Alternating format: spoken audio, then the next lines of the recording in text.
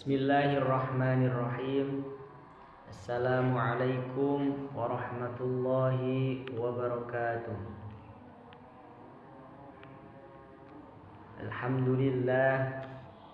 Alhamdulillahilladzi hadana li hadza wa ma kunna linahtadiya laula an hadana Allah. Asyhadu an la ilaha illallah wahdahu la syarikalah wa asyhadu anna Muhammadan abduhu wa rasuluh. Allahumma salli wa sallim ala sayyidina Muhammad wa ala alihi wa ashabihi ajma'in. Amma ba'du. Jemaah yang dimuliakan Allah Subhanahu wa ta'ala, segala puji bagi Allah yang telah memberikan kita nikmat iman, nikmat Islam, dan kesempatan untuk menyambung ilmu dan iman dalam majelis ini. Pada kesempatan kali ini, mari kita renungkan satu tema besar yang insya Allah sangat relevan di zaman ini. Di zaman apa? Di zaman modern, di zaman semuanya serba digitalisasi, serba online. Nah, apa tema yang akan saya bahas? Yaitu menjadi muslim tangguh di era digital, antara peluang dan tantangan. Jadi menjadi seorang muslim di era yang serba online, di era yang serba digital seperti sekarang, apakah itu menjadi sebuah tantangan atau justru menjadi sebuah peluang bagi kita, bagi masyarakat muslim?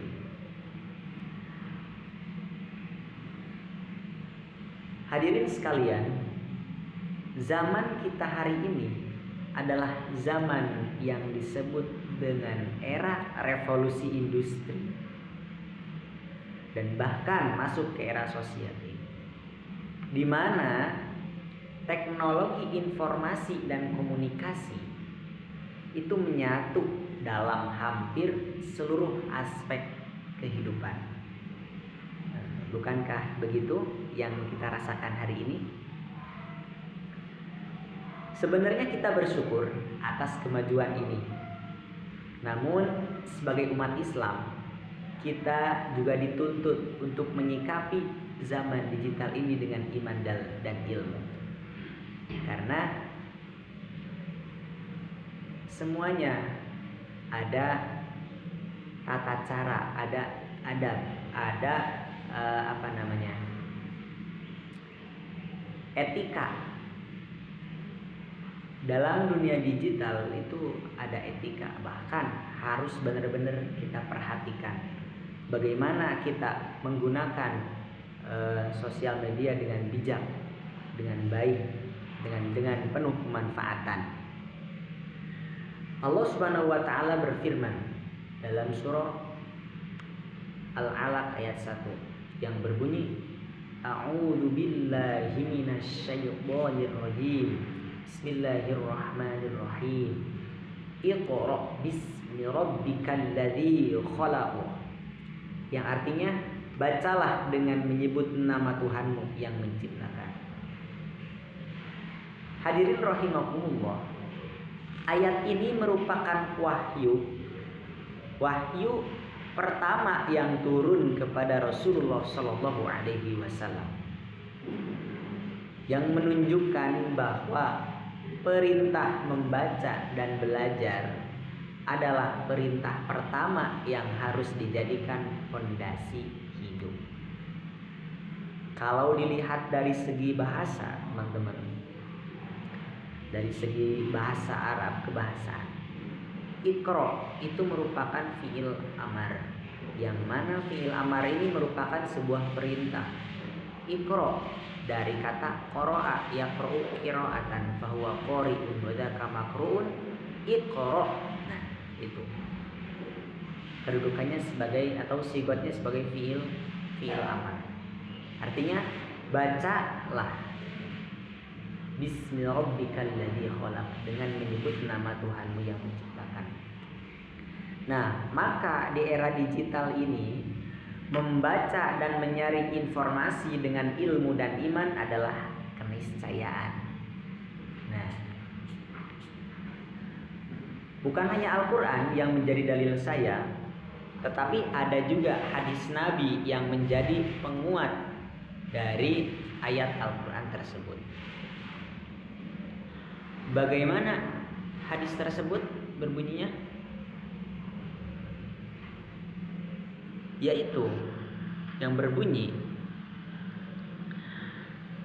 artinya termasuk dari kebaikan Islam seseorang adalah ia meninggalkan hal-hal yang tidak berguna baginya.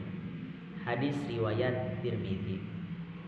Jadi dalam hadis ini kan sudah kelihatan bahwa kebaikan seorang yang Islam adalah ia meninggalkan hal-hal yang tidak berguna baginya.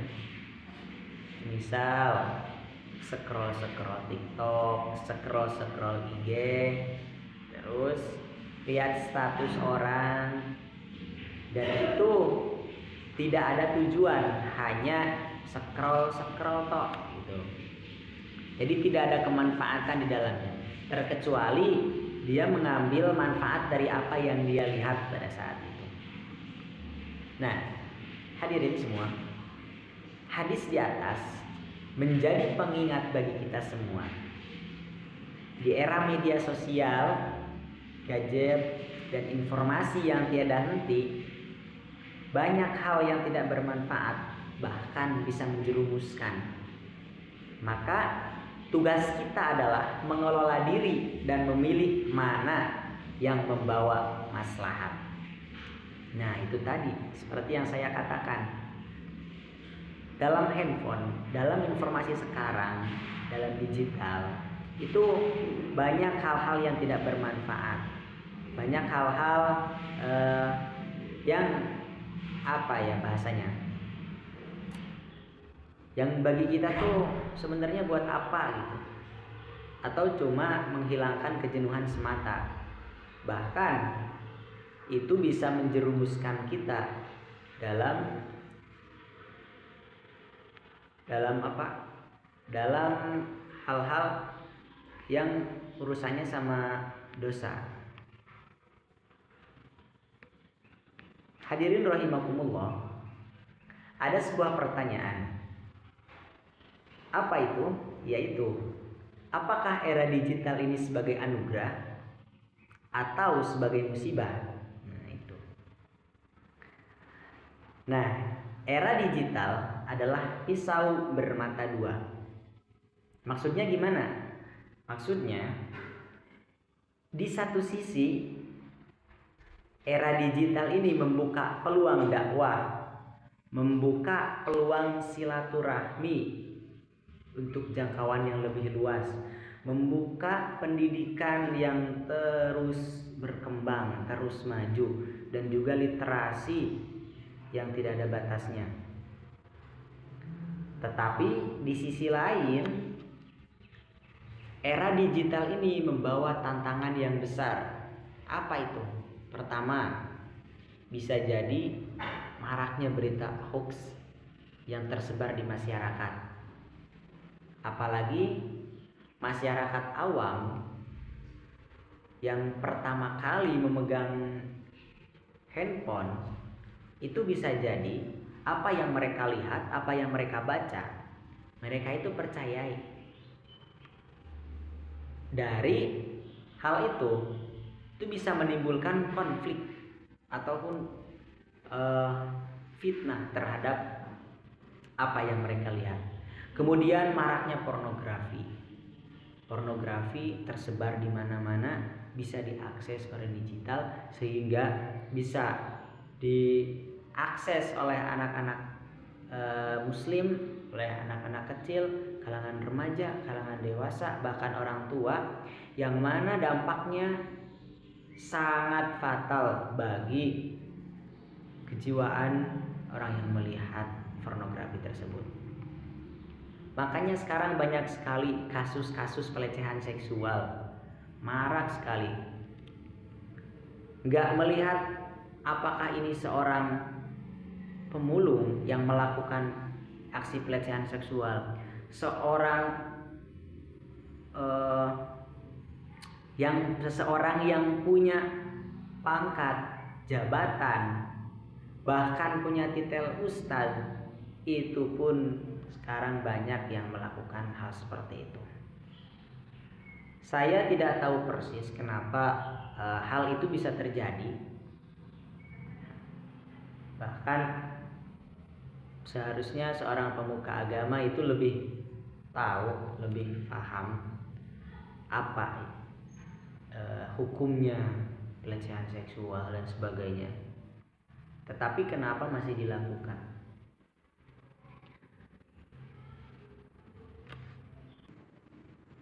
Adiksi media sosial, penyebaran kebencian hingga kehilangan identitas keislaman.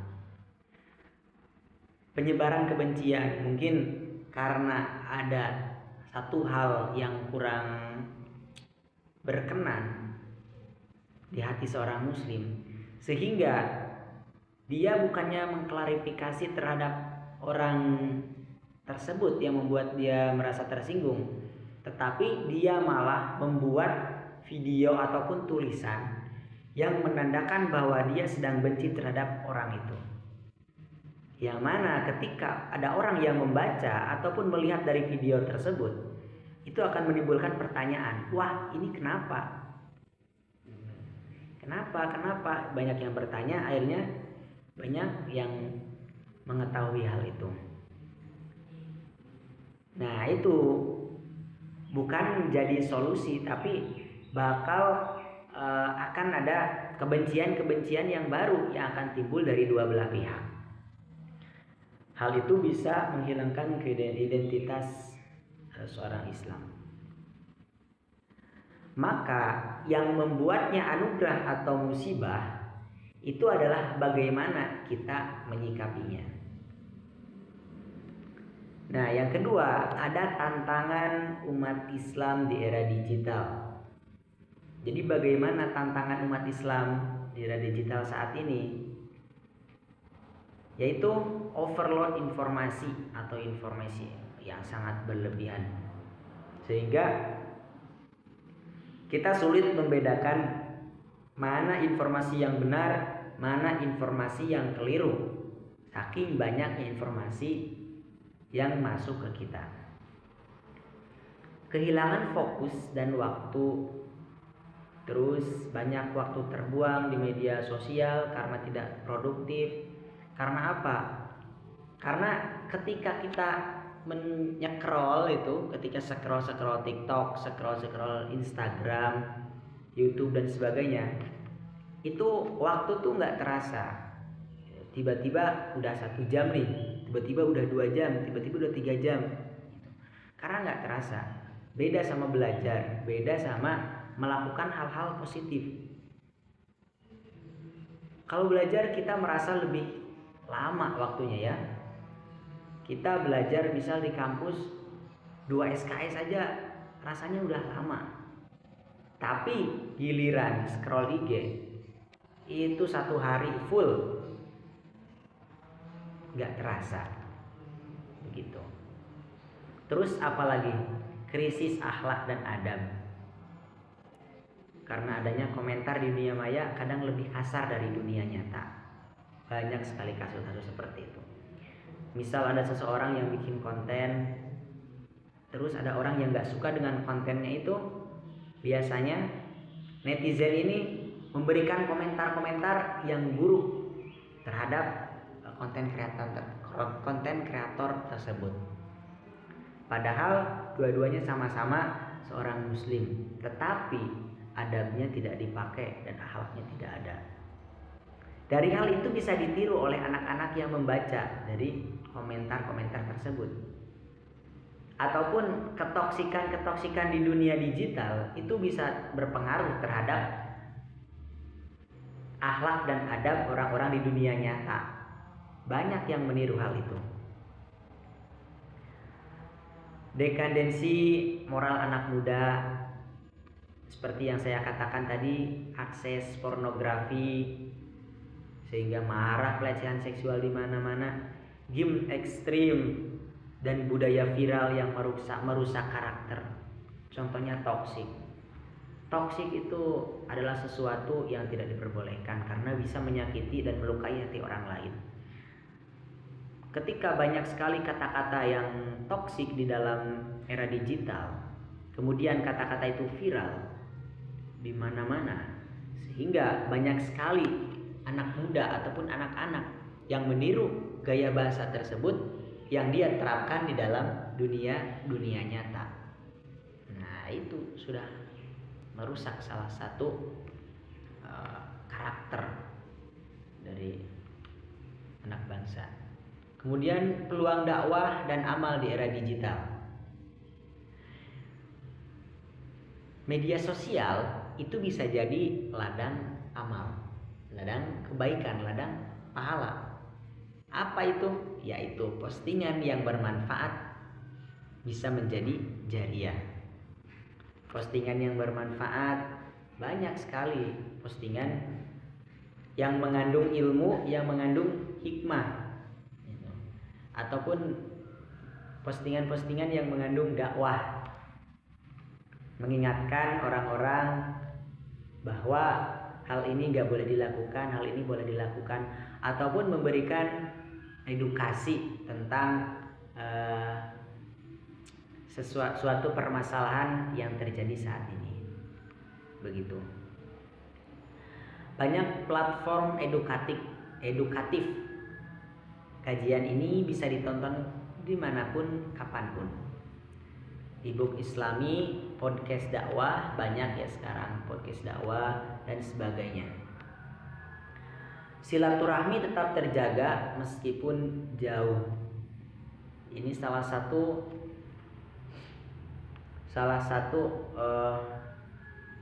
obat bagi orang-orang perantau ya teman-teman. Bagi orang-orang perantau yang belum bisa berkumpul dengan keluarganya. Maka dengan adanya era digital ini, seorang perantau ini bisa tetap berkomunikasi, bisa tetap melihat wajah senyum keluarganya, wajah senang keluarganya gitu. Dengan cara itu tadi, video call, telepon, bikin grup keluarga, ruang diskusi keluarga dan sebagainya. Ataupun dengan teman-teman dulu yang pernah bersama-sama, misal dalam dunia pesantren ataupun dunia pendidikan, yang kita tetap berkomunikasi dengan baik dengan mereka yang pernah bersama dengan kita. Maka menjadi muslim cerdas adalah menggunakan teknologi dengan tujuan ibadah dan dakwah. Nah, sebagai muslim cerdas kita harus mempunyai tujuan dalam menggunakan teknologi. Apa tujuan kita?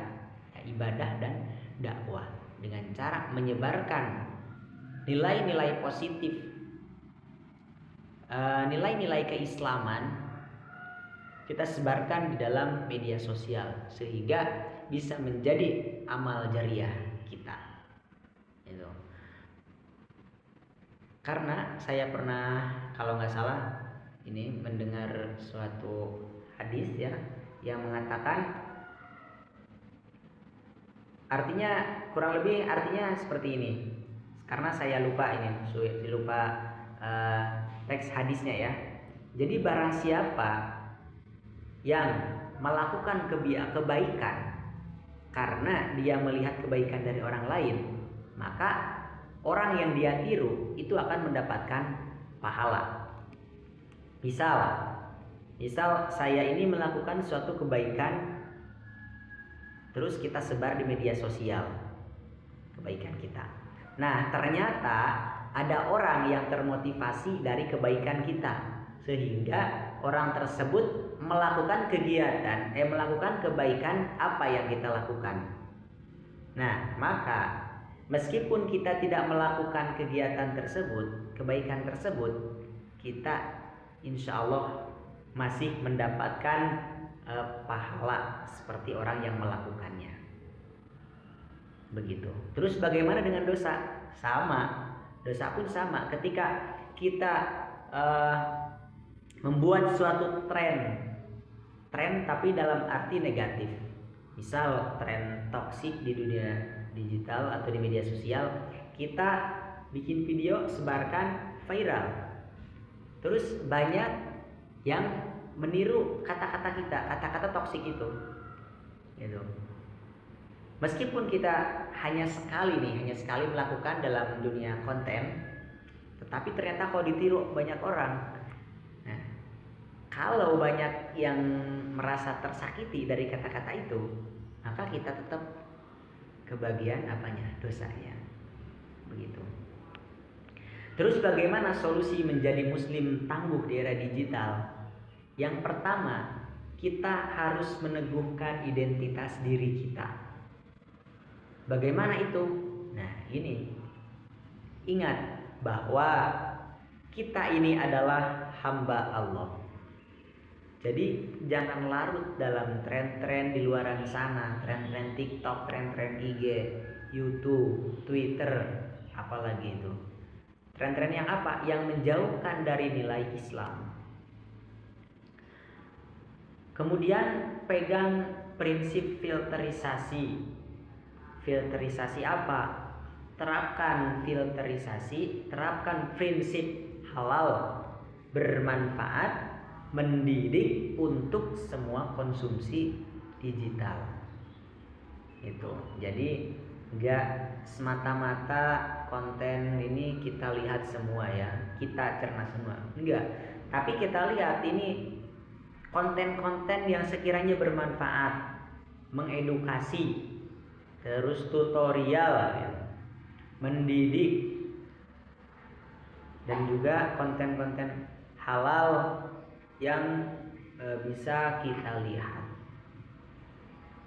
Yang mana ketika kita melihat konten-konten tersebut, semoga kita terinspirasi dan bisa menyebarkan kebaikan seperti orang lain yang kontennya kita lihat. Yang selanjutnya yaitu perbanyaklah zikir dan ilmu. Kalau zikir itu menguatkan ruhani, menguatkan jiwa kita, tetapi kalau ilmu itu menguatkan intelektual. Terus ikuti kajian online yang bermanfaat. Banyak ya sekarang kajian-kajian yang sifatnya online, yang sifatnya live streaming, disebar di platform media sosial manapun. Sekarang kita tinggal bijak memilih konten-konten yang tersaji. Kemudian disiplin digital. Bagaimana? Tentukan waktu penggunaan gadget. Biasakan digital detox, hari tanpa media sosial. Gak apa-apa sekarang kita, misal saya sebagai mahasiswa itu sangat membutuhkan HP, handphone ketika saya sedang kuliah, kemudian ketika saya mengerjakan tugas dan aktivitas-aktivitas yang bersangkutan dengan kuliah. Nah, misal saya sudah mengerjakan tugas, sudah tidak ada kuliah, ya udah saya mau detox dari media sosial, simpan dulu HP saya. Habis itu saya menikmati alam yang di sekitar saya. Untuk kemudian yaitu sebagai penutup dari saya dan juga refleksi bagi diri saya sendiri khususnya. Semoga dari refleksi ini saya bisa mengambil pelajaran dan juga hikmah gitu. Jamaah rahimakumullah, era ini tidak bisa kita tolak, tidak bisa kita kembalikan ke era yang dulu. Tapi kita bisa memilih apakah kita akan hanyut dalam arus atau menjadi nahkoda yang membawa arah. Nah, di zaman yang serba cepat ini, mari kita perkuat nilai takwa. Mari kita perkuat ilmu. Tak lupa juga adab yang sangat penting bagi manusia. Jadikan gadget ini sebagai alat ibadah, bukan sebagai candu dunia. Dan jangan lupa setiap jejak digital kita akan dimintai pertanggungjawaban di akhirat. Allah Subhanahu wa taala berfirman, A'udzu billahi minasy syaithanir rajim.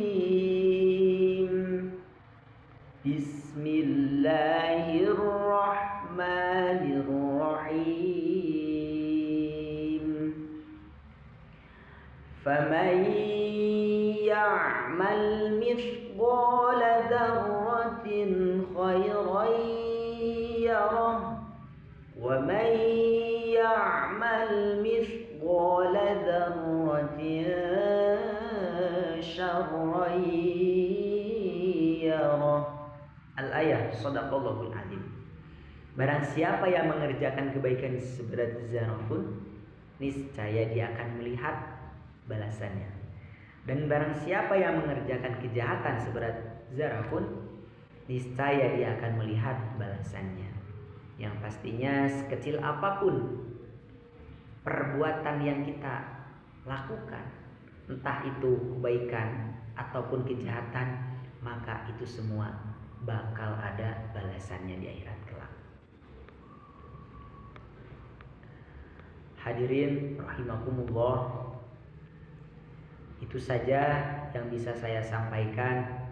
Semoga ada manfaatnya.